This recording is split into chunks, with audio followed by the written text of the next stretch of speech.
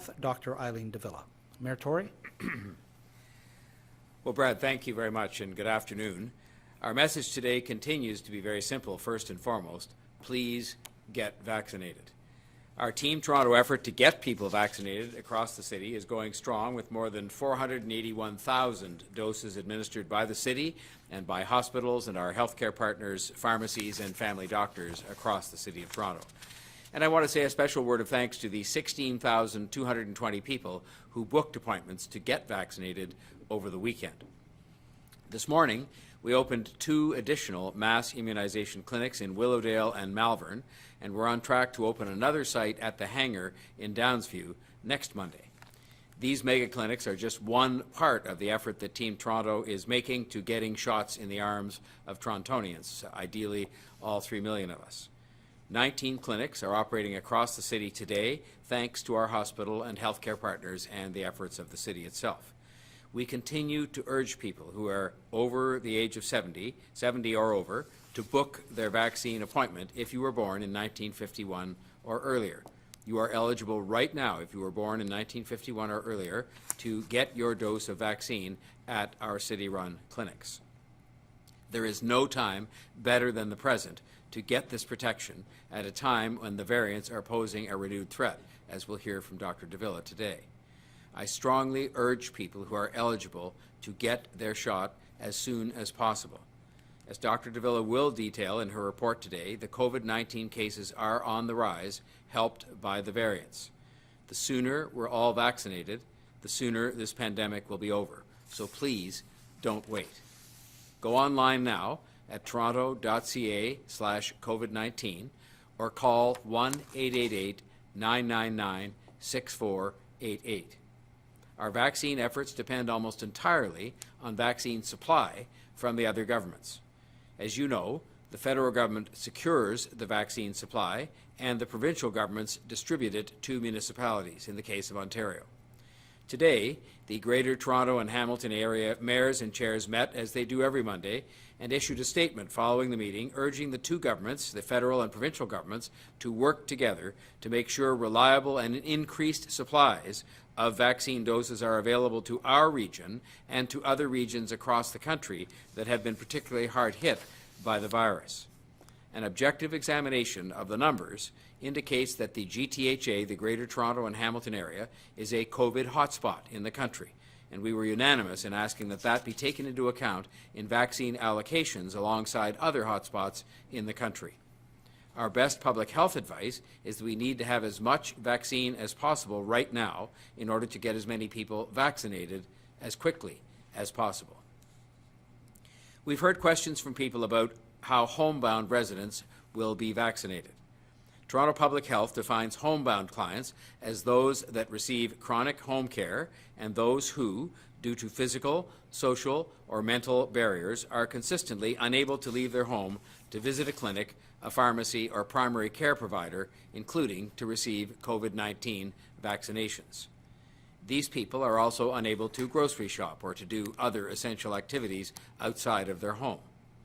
Eligibility to participate in homebound vaccinations is being coordinated by the provincial local health LHIN and is determined by a person being a client of a publicly funded home care agency, a private home care agency, or primary care provider who does home visits to clients. These agencies will be communicating directly with their clients about who is eligible for this homebound vaccination program, ensuring eligibility is key to this area. Much as we might like to, we simply don't have the resources and the ability to do a max vaccination at home for those who can make it to a clinic as we continue to undertake the largest vaccination effort in the city's history. This is an important part of the overall vaccination campaign and one that relies on good cooperation with provincial health officials and home care agencies.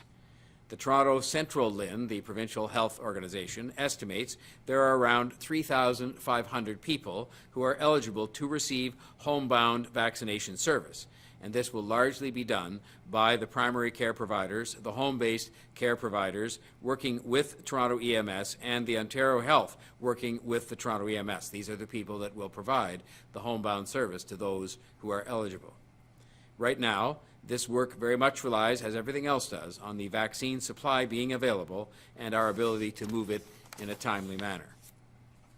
Toronto EMS, our paramedics, completed a pilot of homebound vaccinations last week, and we will be incorporating the lessons learned from that pilot into this work. If they haven't heard from their care provider very soon, people unsure if they qualify for the homebound vaccination service should contact their primary care provider, their primary health care provider, in many cases a doctor, or their home care provider to confirm if they qualify for this program. This is separate from our ongoing work to get Toronto Community Housing seniors buildings vaccinated. Teams are in those buildings going door to door, and the massive vaccination effort in our long-term care homes, retirement homes, and other places where we know a high number of seniors live are as well separate and apart from the homebound program.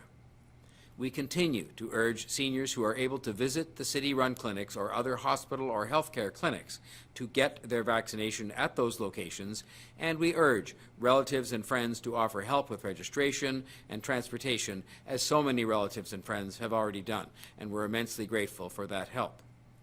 Our clinics have been placed so as to accommodate seniors and their attendants, and we will help to ensure that we focus our mobile efforts on those who we know are homebound and have no other way to get vaccinated. We continue to make progress finding ways to safely provide city recreational services with the guidance of public health officials. I'm proud to report that the City of Toronto's Welcome TO Winter Parks Plan welcomed skaters to 54 outdoor artificial art rinks and 46 natural ice rinks this season. And the season, of course, wrapped up as planned due to the warmer weather on March the 21st. The city's outdoor artificial ice rinks were popular this past season, with more than 800,000 visits, almost 60,000 service hours delivered at those rinks. More than 35,000 family accounts were created or updated, enabling more individuals and families to make a reservation at one of these rinks. I want to say a word of thanks to the more than 900 recreation workers who supported rink operations during the 2021 season, which was an unusual season, and hope we can be back to a business in the normal fashion by wintertime next year. I want to also say thank you to the community groups who worked with the city to facilitate 46 natural ice rinks in parks across Toronto this winter. Work is already underway to ready our parks and amenities for the spring and for the summer.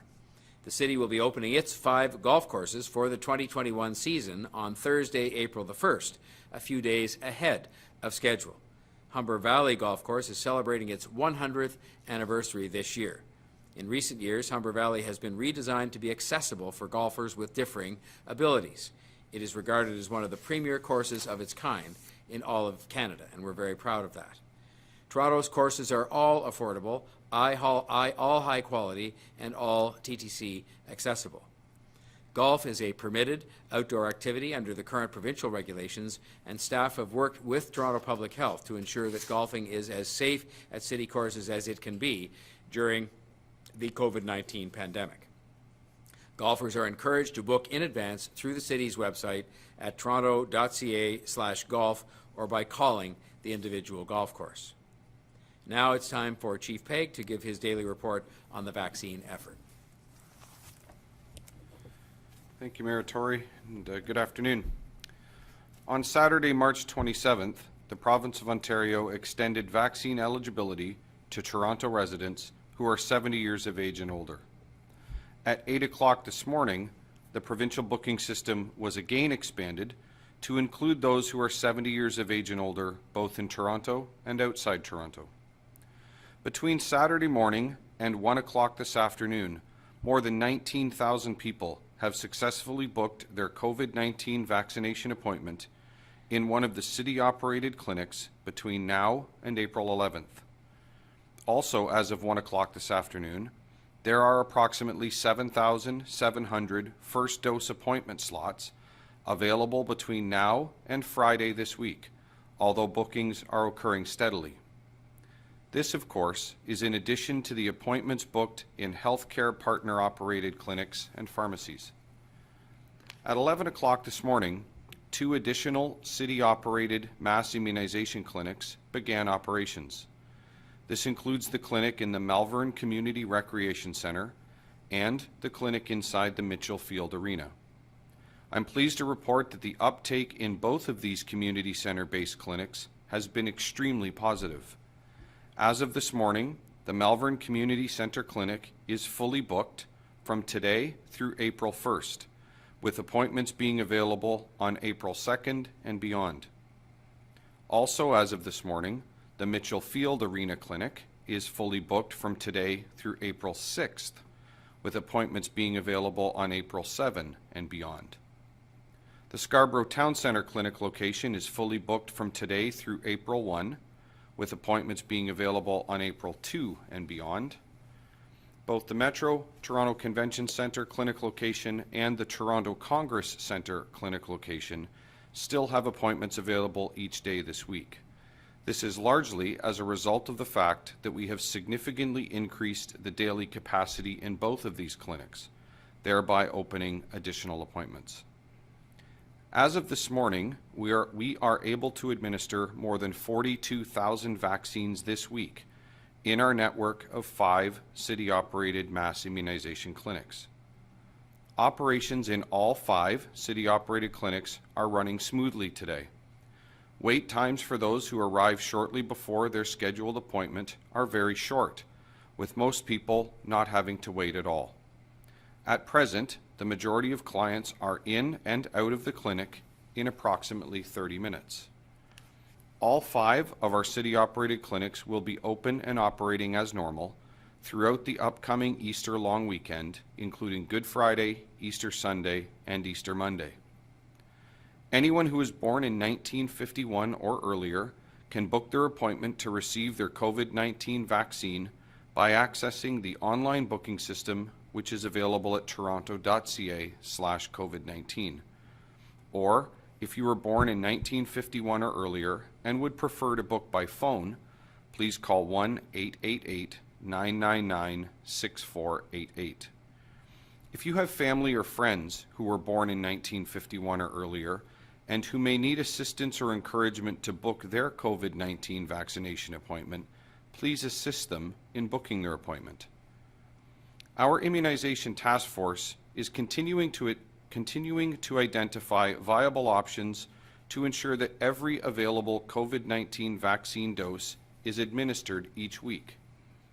At present, the provincial booking system, which is the system in use for all city-operated clinics, does not provide for standby list functionality.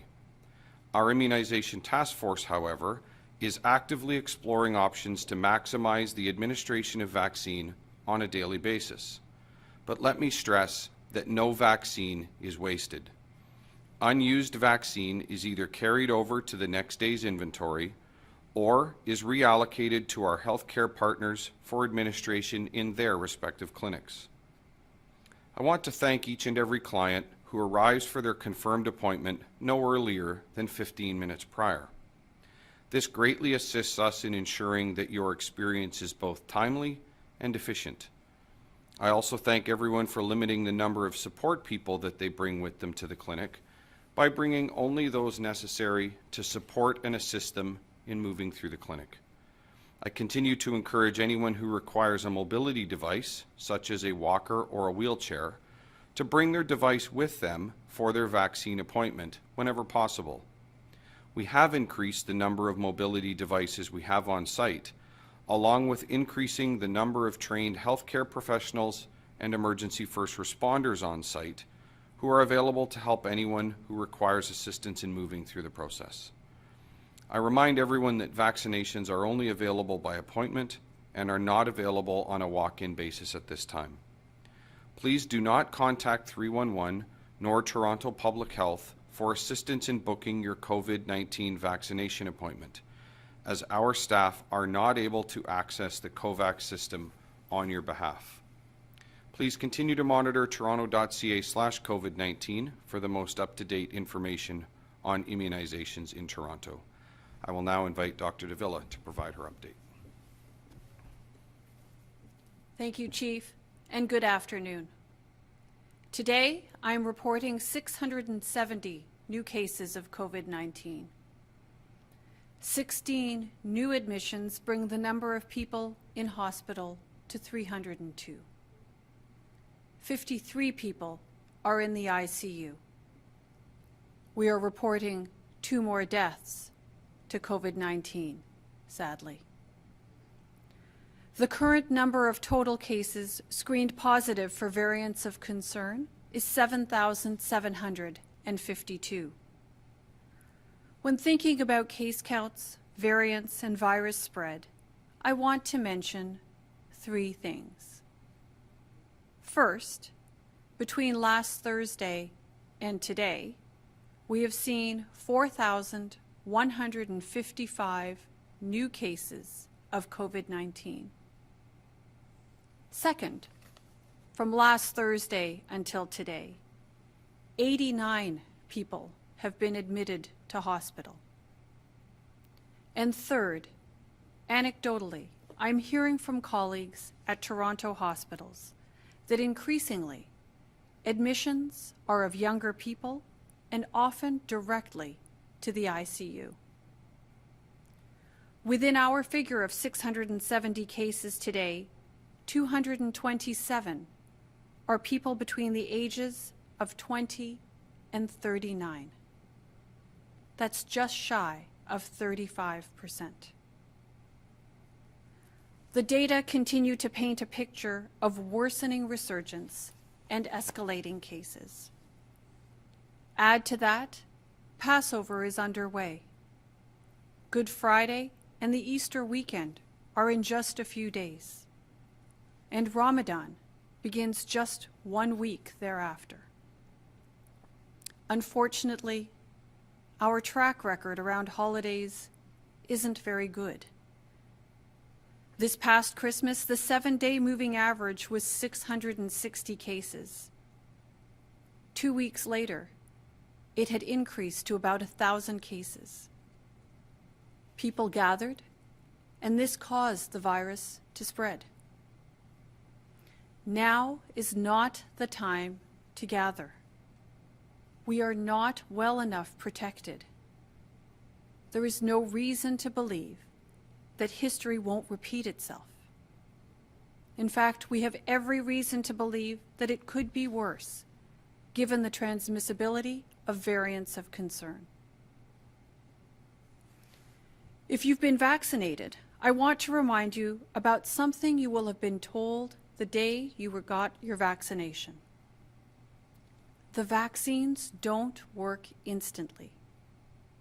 The body needs time to create an immune response. But it doesn't happen overnight. It takes at least 2 weeks. So in the days following vaccination, you will not have sufficient immunity to protect you immediately. We know that the vaccines approved for use in Canada will protect you from serious illness and death. We also know vaccination provides the path forward to all those activities that we've missed so much for more than a year now. In the United States, the Centers for Disease Control and Prevention recommends that it's okay for fully vaccinated people to be indoors with other fully vaccinated people, and in those instances, nobody has to wear a mask or watch their distance. The emphasis is on fully vaccinated. We know there aren't a lot of fully vaccinated people in Toronto yet. We'll get there, but we're not there now.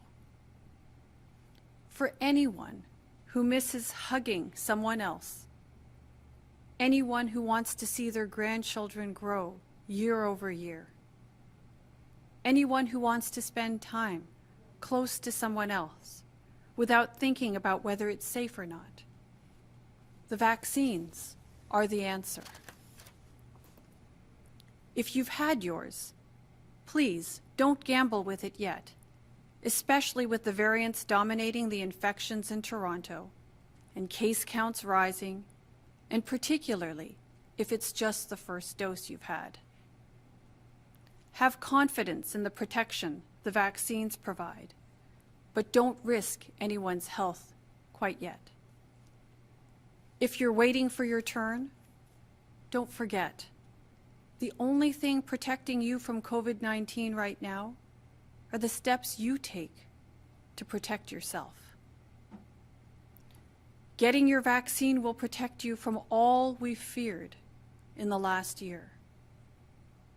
Giving the vaccine time to work and people time to get vaccinated is the foundation of that protection. With that, I'll hand it over to Brad for the question and answer period. Thank you, Dr. Davila. Before we do that, just a reminder to reporters to please unmute yourself before asking your question. We'll go first to Matt Bingley from Global News. Matt? Hi, good afternoon. Dr. Davila, just on the rising case counts, we've obviously seen a number of changes to the gray zone, allowing, outdoor dining, other things of that nature. And I'm just wondering, with that in mind, seeing these cases going up, do you think that additional restrictions are needed to start reeling that back in, or do you think that those things will be allowed to continue even as cases continue to soar, or do you have a red line in there somewhere? So, Matt, thanks for the question. As I've indicated in my remarks, I'm concerned with what we see in terms of the numbers. We're seeing a, resurgence of cases and escalating activity. And at the same time, we recognize that, people are tired. It's been a very difficult and long year. And we do also recognize, as we've learned over the course of the past year and a bit, that, being outdoors, while not zero risk, is certainly much lower risk in terms of transmission of the virus.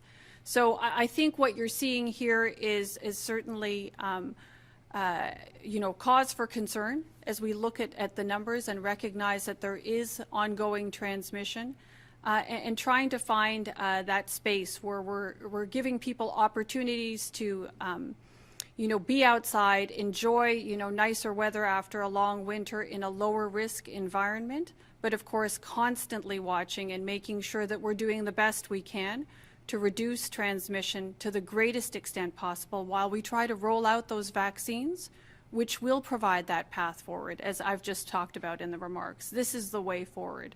But vaccines are most effective.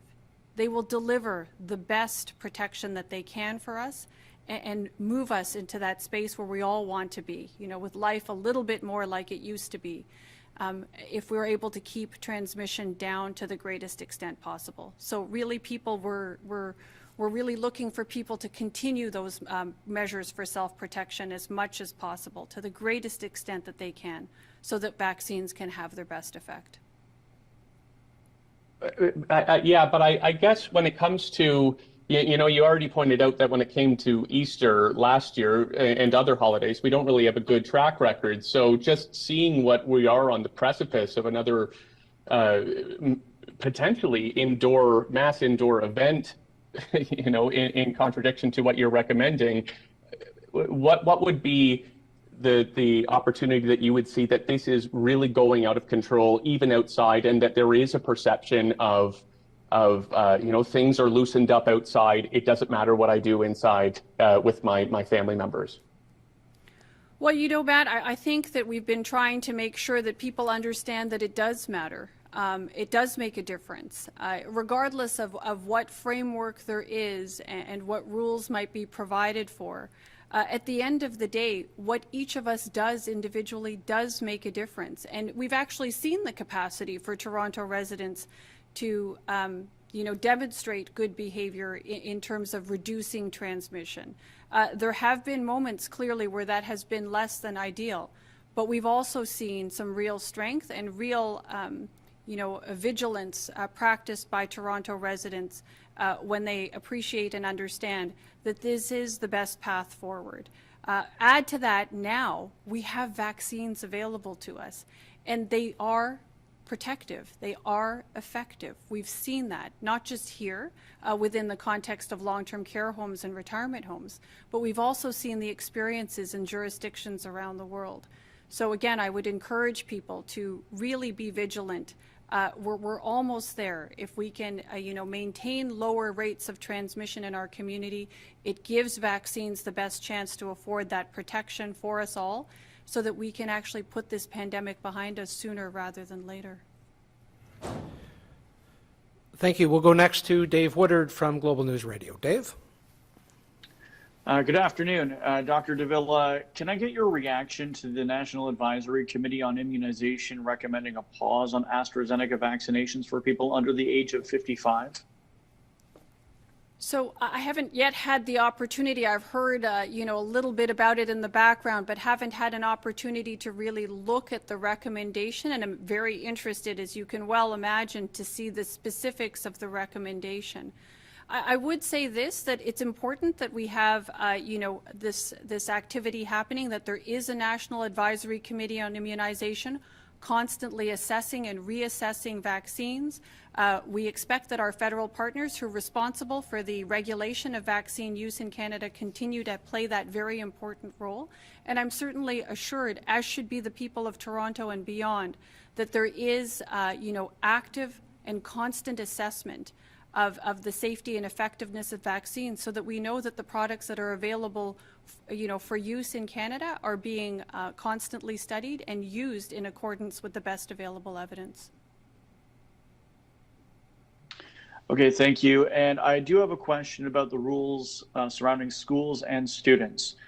Currently, if a child has symptoms and gets a COVID test, which comes back negative, they're allowed to return to class the very next day. But for a classmate of someone who tested positive, even if they do get a negative test, they still can't go back to school for 2 weeks. That's been the policy since the beginning, but is it now time to take another look at that policy and update it? So, with respect to policies, whether they're in schools or in any other environment, given that, COVID-19 has been this rapidly evolving science and our understanding of what makes the best sense has continuously developed as we learn more and more about the virus, and we're now dealing with new variants of concern. We're constantly reassessing policies and adapting them in accordance with the best available information and evidence. So I'm quite certain that our team, along with many other partners, we're not alone in this field of activity. We're working with other partners throughout the province. Other local public health units are partners at the provincial level to constantly understand, what are our current policies? Are they having the desired impact? And should they need change, they're changed in accordance with the best available science and what we're seeing on the ground. All right, thank you. We'll go next to Francine Copin from the Toronto Star. Francine? Oh, hi. There's been there was some talk this morning, Mayor Tory, about possibly not having personal care retailers reopen in April. How much longer before we know whether or not personal care outlets in Toronto will be able to open? Well, for myself, I've been very clear in saying that I think the provincial government was right to set a date on which it could be anticipated these personal care businesses might be open. But at the same time, what I've also said is that as we take this on a day-by-day basis, I mean, this is a book that has a new chapter every single day, and the numbers are not getting better, they're getting worse, and that therefore it compels all of us to examine these things on a day-by-day basis, as we've done continuously anyway. It's one of the first times in which we've had a date set out a couple of weeks as a target, as it were, when these businesses might open. But I think it's always been the case that, I don't want to speak for the province, of course, but it's always been the case that that date is subject to what's going on and to discussions that are held closer to that time on the healthcare front, and I think that's true. So I think that's how we should handle this, which is to see how things are when we get a bit closer to the April the 12th date. So the decision to keep them open or keep them closed, is that a decision that you'll ask the province to make, or is it something that the city can take action to do itself? We've said all the way along that these kinds of decisions, because of the nature of the legislative framework, are better made by the province because they have a clearer responsibility and ability to make those decisions. We've also said, where possible, that if we didn't find a decision that the province made to our liking, that Dr. Davila or others could consider what other legislative powers that we have. But let's not speculate on that. Let's understand that the province has said that on April 12th they would anticipate under their framework these businesses opening subject to some conditions, and that all I'm saying today, and Dr. Davila obviously will want to chime in if she feels differently, but all I'm saying for today is that I would think common sense would say that you will actually decide on exactly what day these open, earlier or later, likely, or on the very same day, based on what's going on with the health conditions at the time. It's a long way away. We're not even into April yet. Did you want to add anything, Dr. Davila? No, I think the mayor has covered the key points that clearly that which happens and what opens is under provincial regulation. They have the more effective tools at their disposal in terms of making those decisions. Of course, we're in regular conversation with our provincial counterparts, informing them on what we're actually seeing here on the ground, so that the decision that they make is actually well informed by our local experience and the local understanding of what's happening on the ground. Thank you. We'll go next to Mark McAllister from City News. Mark? Thank you very much. Dr. Davila, question about tracking and gathering the race-based and income data. That is something that obviously has taken place throughout the pandemic in terms of positive cases. How will you be tracking and using that same data for vaccination specifically? And will you be mapping neighborhoods and communities? And on top of that, if I can, how and when will you be making that information public like you have for COVID case counts? So, Mark, I will probably have to go back and check on the specifics with the team. As you can well imagine, there are several data points that are constantly being collected throughout the pandemic in terms of informing our response. These are important elements. Certainly, I can tell you that there are many data being collected within the provincial COVAX system. This is the method by which we are all throughout the province collecting data on, the vaccines being administered. This is a therapeutic and medical intervention. There's an obligation to ensure that the care is documented appropriately. And there are some other data that are collected there that aren't so much about the clinical experience, but more about the population level experience and ensuring that we're informing our actions on a go-forward basis with the best available information. I don't have specific information yet about what we can make public or what we're prepared to make public. There are many moving parts when it comes to those kinds of decisions, but certainly we have seen the benefit of having, socio-demographic data and race-based data collected to inform our actions on COVID cases. You can appreciate that there would be great value in using those same kind of data to inform our vaccination efforts, to ensure that we're providing as equitable an approach as is possible as we seek to vaccinate the entire population. Thank you. And a question to Mayor Tory. The request from yourself and other GTHA mayors and chairs for additional vaccinations or vaccine, just wanted to ask you, is this a special favor above and beyond? Isn't the vaccination allocation already taking into account that municipalities like Toronto are already hotspots? Well, I think here's the way we look at it, I think. This is a national effort to defeat this virus. And I am perfectly understanding of and supportive of the need perhaps to have, say, a hotspot in BC or one in Quebec, given an extra allocation, an extraordinary allocation of vaccine, if that's where there's hotspots. And we are saying as a region, as 11 municipalities, this is a hotspot. And we believe that accordingly, an extra amount of the firepower that we have to allocate against this enemy that is the virus should be allocated to a place where it's needed in order to fight something that is more prevalent here than it might be elsewhere.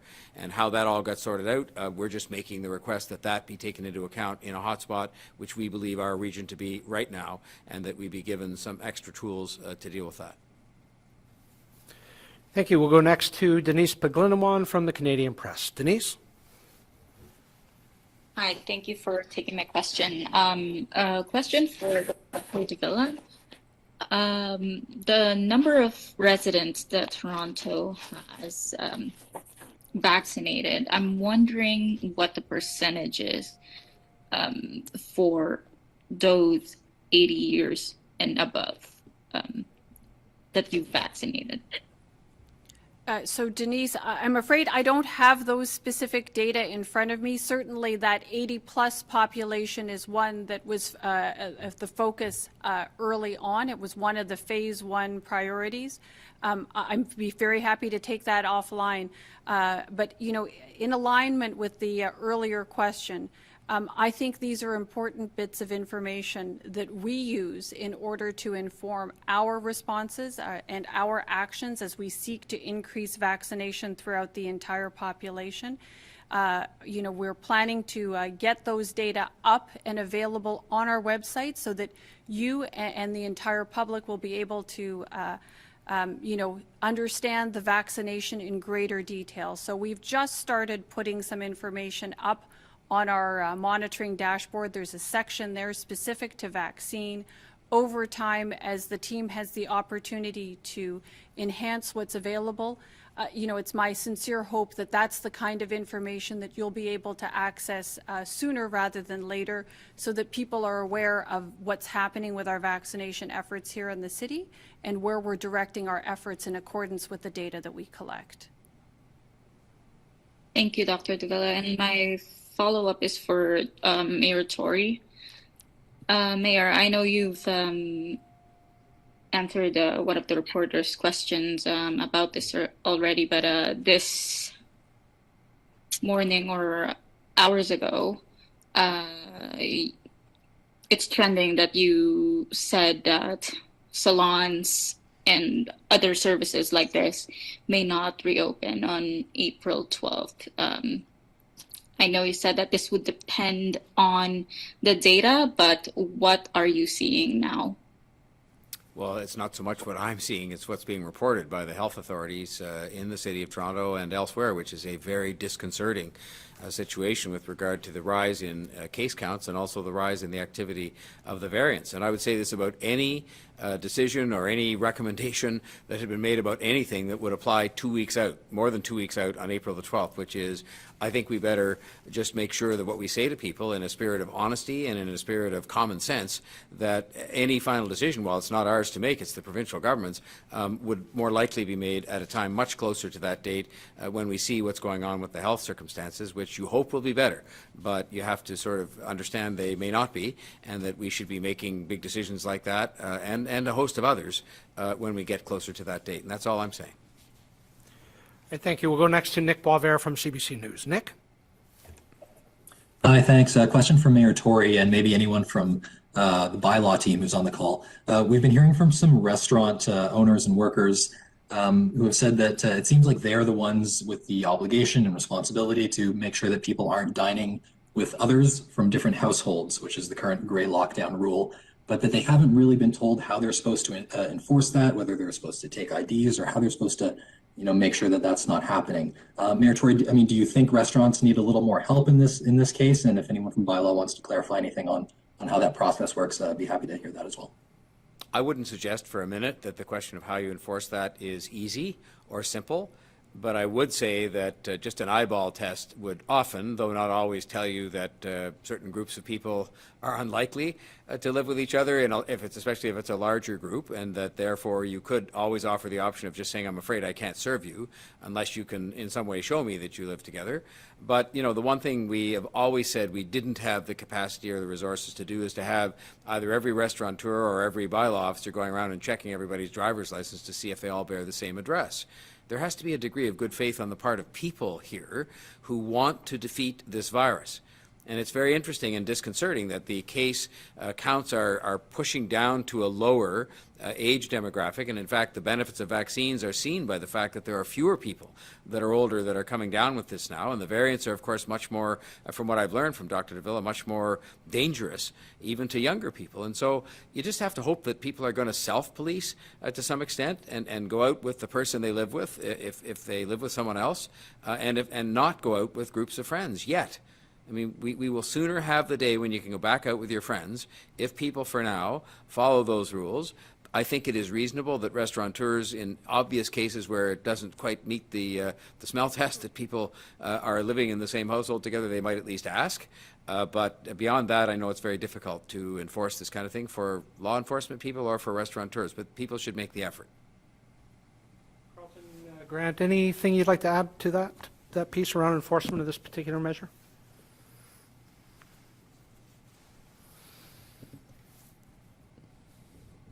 Sorry, was that directed at me? Yes, sir. Sorry, Carlton. Anything you would like to add? No, I think the mayor handled it well. It is incumbent upon the people attending these establishments. Our offices are out there, as well as Toronto Public Health bylaw inspectors, and they are working with restaurateurs to provide them with the information that they have, agree with the challenges of them having to enforce it themselves, so that we are, again, actively working with them to assist where we can. Thank you, Carlton. Nick, do you have follow-up? Yeah, thanks. On a different topic for a colleague of mine. Seniors report feeling uncomfortable going to some of the mass immunization clinics. Advocates and family doctors want doctors to be able to provide vaccines in their offices and during home visits. So will TPH work to allow more doctors' offices to vaccinate patients? So a couple of things with that, and perhaps I can get the chief to speak to the experience at mass immunization clinics. I know that the chief has had the lots of opportunity to get down to the clinics. I've certainly had my opportunities as well to see how well functioning they are. And thus far, the commentary has largely been one of, real delight. That people are receiving the vaccines, they feel that they're treated professionally, that the clinics are well run, and I think this is a real testament to the chief and all those who have been actively engaged in getting these mass immunization clinics up and running. With respect to what's happening in primary care, there are initiatives underway right now, largely driven by our provincial counterparts. They are making vaccines available through a limited number of primary care providers, and we here at Toronto Public Health are supporting those efforts between the province and primary care providers within the community. The vaccines that are currently available are a bit challenging in respect of logistics. They're not quite as simple as administering flu vaccines, which is what we're used to seeing. Not that simple in terms of administration of the vaccines and the handling of those vaccines at this point in time. We look forward as more products become available, particularly those that are refrigerator stable, much easier within the context of your community-based family practice. But I do appreciate that we're trying to make as many channels open for vaccine availability, but I would just say that the mass immunization clinics have really received a lot of positive feedback in respect of the experience, and I would encourage those who are eligible for vaccine to take the opportunity, sign up, do get that vaccine as soon as possible in order to protect themselves and to protect our whole community, and to rest assured that the experience in mass immunization clinics is an excellent one, and one that we're constantly working at improving, even though it is already very highly spoken of when we speak to clients who've been through. Nick, if I may add, just to say that, and just to, really as a reminder to say that I certainly appreciate, we all appreciate that the notion, if you will, of, perhaps signing up and going to a mass immunization clinic may seem daunting. I want to reassure everyone that we have put all of the processes and all of the provisions in place to make that not only safe, but to make that as stress-free and as enjoyable an experience as it absolutely can be. Folks need to appreciate, they are welcome, we are all welcome to bring with us someone for support, whether that is just for mobility assistance or whether that's just someone for personal support. There's never a need for anyone to be alone. That's optional. Certainly don't need support, but if someone is more comfortable bringing a family member or a caregiver with them, that's absolutely fine. We have a number of trained staff in each clinic who can help and who in fact are every day helping people from literally the time that they arrive by whatever means, be that public transit or by personal automobile or any other means. They will help them from the time they arrive, get them to where they need to be, and if that is simply helping them get to check-in, that may be it. We have many clients who have one of our first responders or healthcare professionals who are with them the entire time as they move through the clinic. I also think it's important to clarify that our clinics now are operating almost line-free. They are very efficient. People, generally speaking, are not experiencing any significant lineups. They're finding the clinic process to be very quick, and as I said when I spoke to the clinic management teams before we came to this press conference, all 5 of our clinics today are operating in essence without lines, and the total amount of time from the time someone arrives at the clinic until they have moved through, they have received their vaccination, moved through aftercare and checked out is 30 minutes or less. So I really encourage people, if you are eligible, if you were born in 1951 or earlier and you have, that makes you eligible of course, book your appointment to come. We have fantastic people in every clinic, caring people who are well trained and well equipped to help you get through the process and do that in a very caring and supportive manner that, as Dr. Davila said, the people that I interact with and I hear coming out have nothing but praise for the process, and I'm certainly appreciative for every one of our staff members that makes that possible. All right, thank you, Chief. We'll go next to Scott Lightfoot from CTV News. Scott? Thanks, Brad. Question for the Chief. Chief, you mentioned earlier in the presser that no doses are being wasted in the city. Can you just sort of clarify how that happens, how you're sure that's the case? And I'm sure you saw on the weekend that one of the clinics opened up a pretty broad open waiting list for the so-called leftover doses, and that seemed to be quite popular. It was later changed, but I mean, what is the feasibility of doing something like that in the city for any doses that may not be used by the end of the day? Sure. So let's break those into 2 pieces. So with respect to dose management, as you know, Scott, we've talked about candidly, we administer Pfizer vaccine in the Pfizer-BioNTech vaccine in our city-operated mass immunization clinics. And that means each dose or each vial of Pfizer contains 5 doses. We very carefully manage the usage and the allocation of those doses. There are highly experienced nurses and healthcare professionals that are managing the loading of each and every syringe. So those are things that are happening under very close control, very close scrutiny, so that we are only loading the right amount of syringes, we're only puncturing the right amount of vials. And that is a quality control mechanism that we have put in place in all of our clinics to make sure that no dose goes wasted. So being monitored live time and making sure that over the course of the day, only the amount of vaccine that is required is being used. The remainder, of course, anything that remains unused is retained. It is used in a subsequent day's inventory, and that allows us to reprioritize across the entire city network of clinics, making sure that the absolute most number of doses go into the most amount of eligible arms as soon as possible. So that deals with how we manage it in-house. With respect to the wait list, as you heard me say, we are a client of the provincial booking system, which I have high praise for. It continues to work to function very, very well. We've seen thousands upon thousands of people be able to successfully book their appointments online or through the provincial call center. One of the functions that does not yet, at least, exist within the provincial booking system or the COVAX system is any type of standby or wait list, if you will, functionality. So not something that we can simply turn on, but having said that, as has been the case throughout COVID-19, our immunization task force and our overarching COVID-19 strategic command team is always looking at opportunities, as we are right now.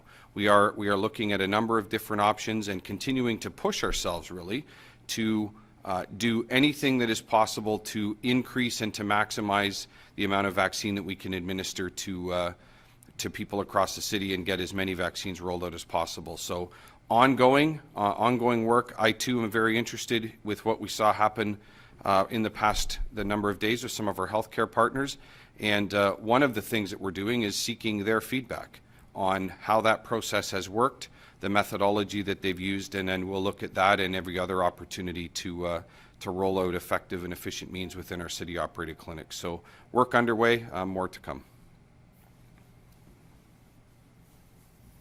And if I can just follow up, you mentioned that there are still a number of open appointments in the city. It seems that there's been a bit of an issue getting people to fill these appointments. And the appointments, I guess, are based on vaccine supply. So what has this sort of done to the planning and distribution of vaccines? And has any thought been given to maybe expanding qualifications rather than just sort of waiting for a set period of time and then lowering it by age, maybe opening up to other people that are supposed to be in the second phase a little earlier rather than waiting? I mean, how flexible is the city being on filling these spots?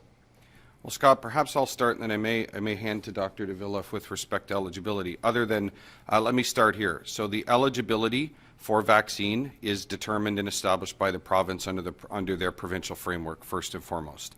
With respect to watching the booking activity, my team and our colleagues at Toronto Public Health are watching the bookings that are happening in the provincial booking systems on literally an hourly basis every single day.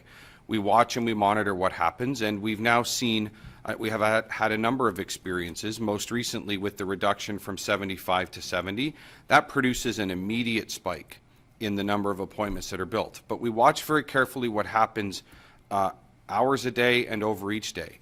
At the point where the number of bookings starts to fall off, and if we get to the point where we're seeing fewer and fewer appointments being booked over consecutive days, while there are still appointments available in the system, that is an automatic trigger that comes to our immunization task force command team, and that initiates conversation with the medical professionals, in this case, of course, Dr. Davila and the Toronto Public Health team, in order to engage the conversation around whether the pool, if you will, or the number of the eligibility needs to be expanded such that we can maintain that high booking rate and fill appointments. Dr. Davila may wish to comment further with respect to eligibility. Well, it's hard to add much more. You know, I have to admit Chief Pegg's become a little bit of a vaccination expert himself, or at least on immunization clinics. But I think the Chief has articulated exactly the kind of thing we've tried to do throughout the entire course of the pandemic. You know, look at the situation on the ground, look at what our data are telling us, and then adjust course in accordance with what we're seeing. So this is no different whether we're, with any aspect of the COVID-19 response, whether it's related to cases or in this case related to vaccines.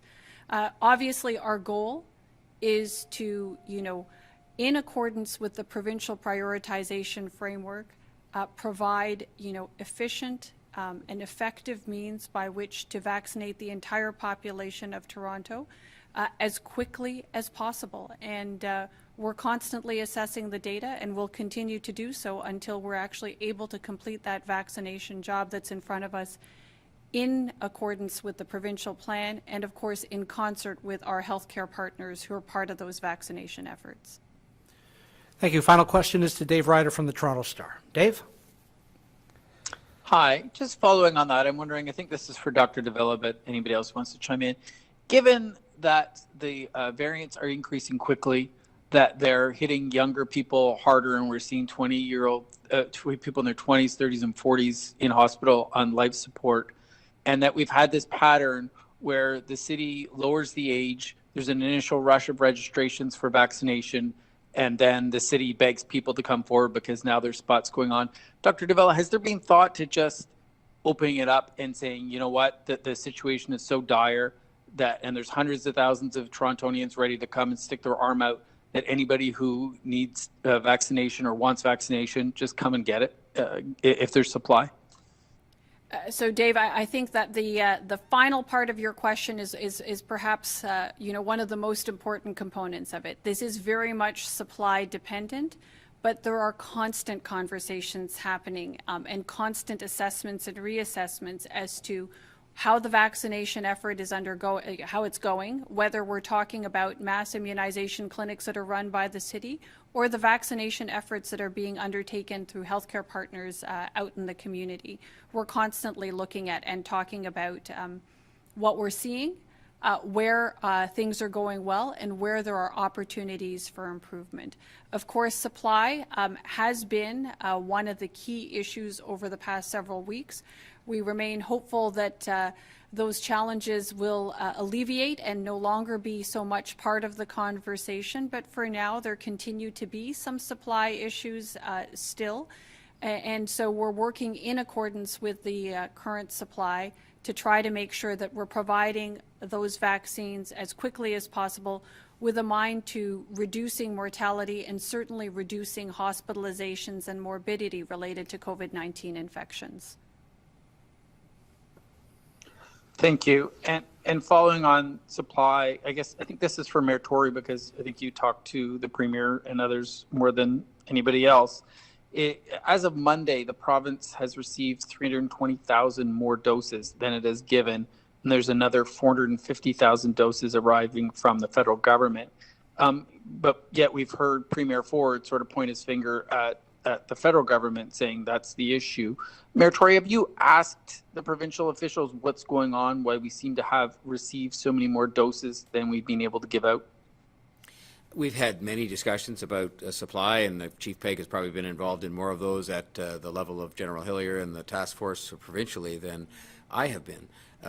Let's also remember that there are things that happen external to all of the governments, including our own and the other two, such as delays in the shipment of vaccines and this kind of thing.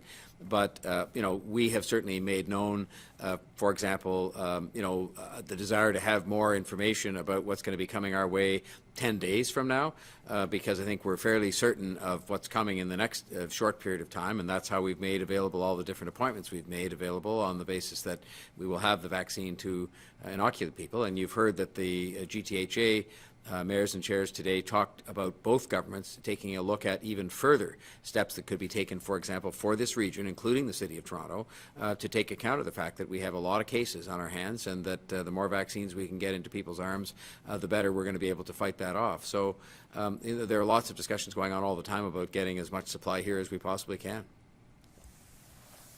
Thank you, Mayor Tory. Thank you for joining us. That concludes today's briefing. Our next scheduled briefing will be this Wednesday, March 31st at 2 p.m. Stay well.